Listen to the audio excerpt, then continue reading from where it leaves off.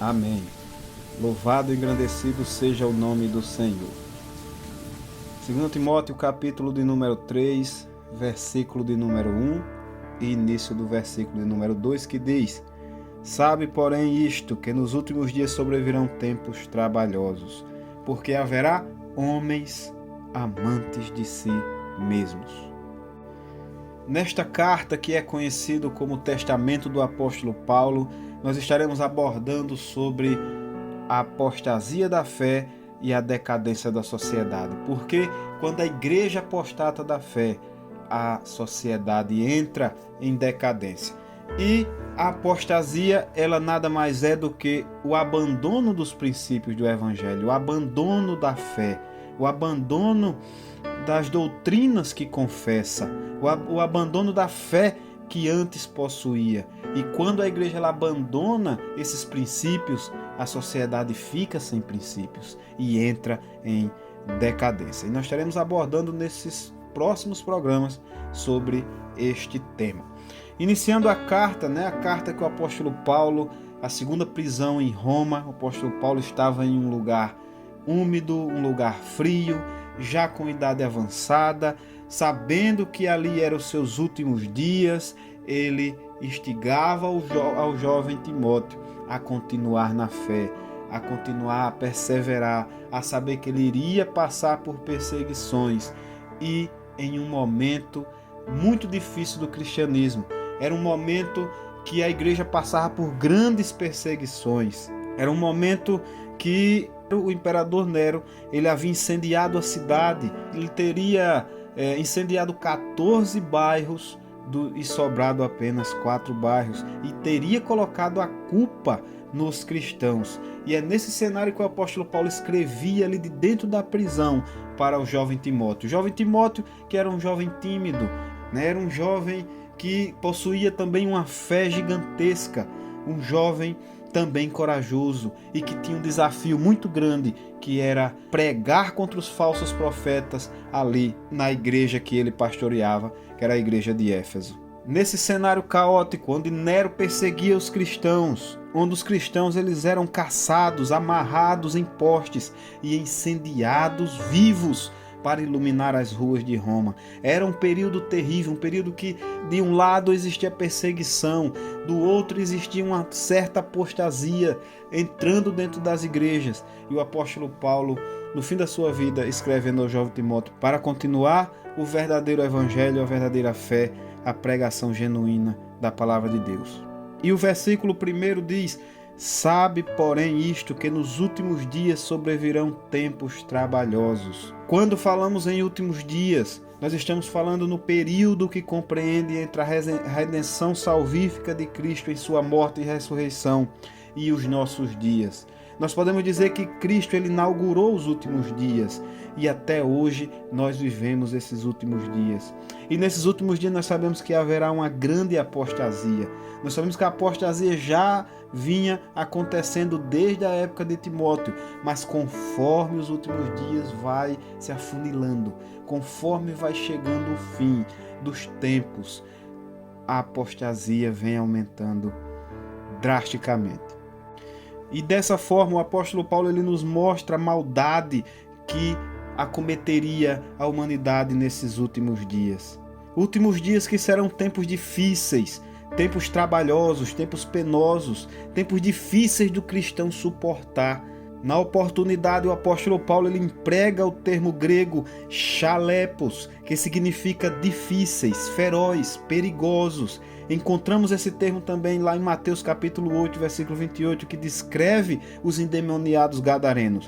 Então nós teremos tempos terríveis, tempos difíceis, tempos ferozes, tempos perigosos, principalmente para os cristãos.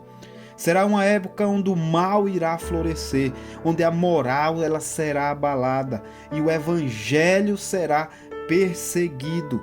John Stott ele diz que esse período será marcado de uma grande oposição ao evangelho. E será que nós não estamos vivendo esse tempo? Será que nós, olhando pela janela da igreja, nós não estamos vendo esse tempo acontecer, meus queridos e amados irmãos? E conseguintemente o apóstolo Paulo fala no versículo de número 2: porque haverá homens amantes de si mesmos, ou seja, homens egoístas. O apóstolo Paulo faz previsões terríveis sobre o comportamento da sociedade nesses últimos dias.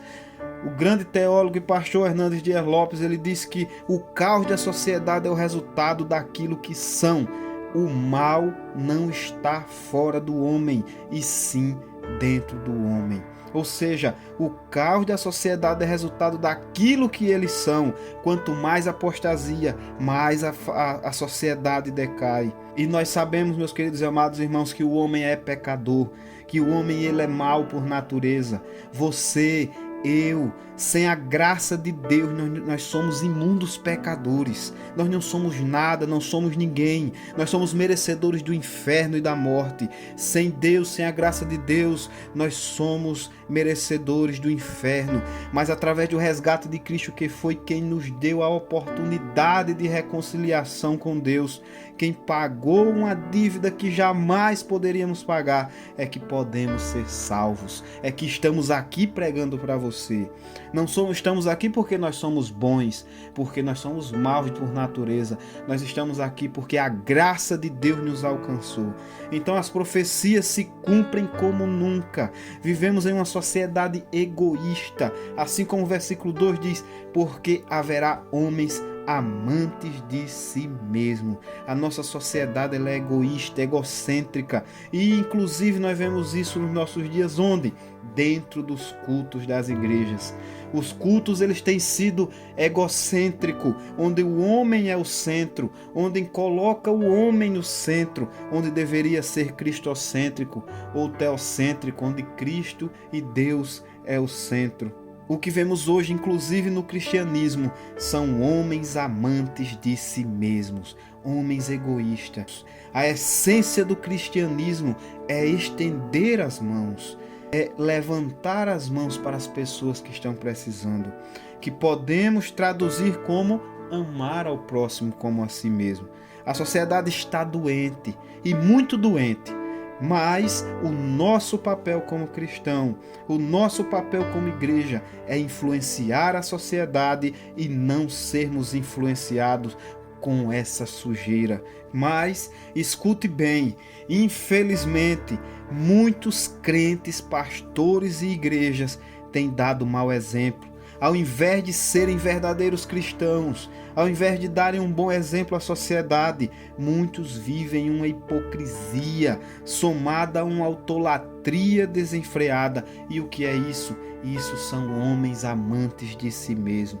Existem irmãos precisando de você nesse momento, aqueles irmãos que sentam ao seu lado lá na igreja, aqueles que estão desempregados, doentes, endividados, e você com toda a hipocrisia do mundo, escute bem, ao invés de você ajudar, você fala, eu vou apenas orar por esse irmão, mas ajude, meus queridos, não é assim que funciona, a palavra de Deus não nos ensina dessa forma, nós precisamos deixar de sermos hipócritas, nós precisamos ajudar os nossos irmãos que estão precisando, quando muitas das vezes nós mesmos dizemos que não temos condições de ajudar, que quem tem que ajudar é a igreja, mas quando nós saímos do culto, nós vamos para os melhores restaurantes, nós comemos a melhor comida, nós comemos os melhores pratos, nós vamos para os shoppings e compramos as melhores roupas, e aquele irmão que estava precisando de um medicamento, era apenas um medicamento, era apenas 20, 30 reais,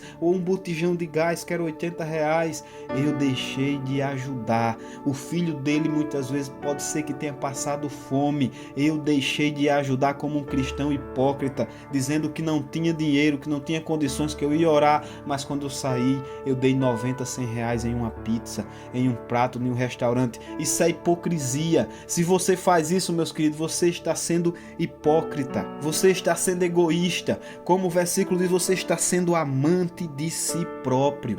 E não adianta você desviar da verdade nesse momento. Isso é pecado. Você está pecando contra Deus. Você tem que pedir perdão ao nosso Deus Todo-Poderoso, porque nós achamos que somos super-heróis, mas nós não somos super-heróis. Nós somos miseráveis. A graça de Deus é que está sobre a nossa vida. Então, para que nós não venhamos ser amantes de si próprios, homens egoístas, nós precisamos cumprir o Evangelho de Cristo. Veja bem, eu não estou dizendo que é pecado você comprar pizza ou roupa. Eu estou dizendo que é pecado você ser hipócrita. Você dizer que não tem quando você tem, para ajudar um irmão, para estender as mãos necessitados, para fazer missões, para ajudar aquele que mais precisa, que Deus colocou na frente para você ajudar. Não aconselhamos irmãos a congregarem em lugares desse jeito, em lugares que são lugares hipócritas, com falsos pastores, falsos mestres. Nós não aconselhamos. Sempre nós falamos: não vá, nunca vá, saia desse lugar. Busquem uma igreja mais próxima da Bíblia e nunca mais próxima da sua casa. Mesmo se a igreja for distante, mas procure mais próximo da Bíblia, não perto da sua casa, mas sim perto da Bíblia Sagrada. O grande teólogo Charles Spurgeon diz: o sermão principal da sua vida seja ilustrado pela sua própria conduta. Ou seja, que a sua vida seja a sua maior pregação. E a culpa desse egoísmo ter invadido as denominações são nada mais nada menos do que os falsos pastores, os falsos profetas da nossa geração, que ensinam heresias e dão exemplos próprios da essência do seu egoísmo. Então, meus queridos, para finalizarmos a nossa pregação hoje, para concluirmos, Paulo diz, tendo aparência de piedade, mas negando a eficácia dela, no versículo 5: destes afasta-te. Desvia o teu caminho deles. Desvia o caminho desses lobos devoradores. Evitem esses homens, esses falsos profetas, falsos mestres, falsos pastores, esses egoístas. Quando você identificar, você tem que evitá-los para não se contaminar, não aprender igual, não fazer igual a eles, não seguir seus passos, não se tornar um falso cristão, um hipócrita. Tudo isso para que você evite a conduta deles. Então, esse é o conselho do apóstolo Paulo para finalizarmos essa nossa primeira parte.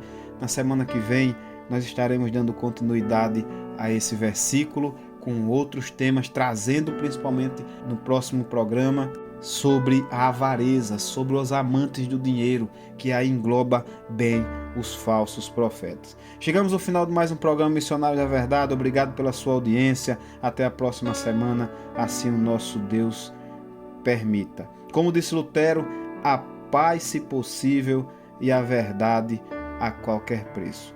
Até o próximo sábado. Não esqueça jamais que missões não agora quando, senão aqui e aí onde, senão você quem irá fazer, porque missões, essa é a nossa marca.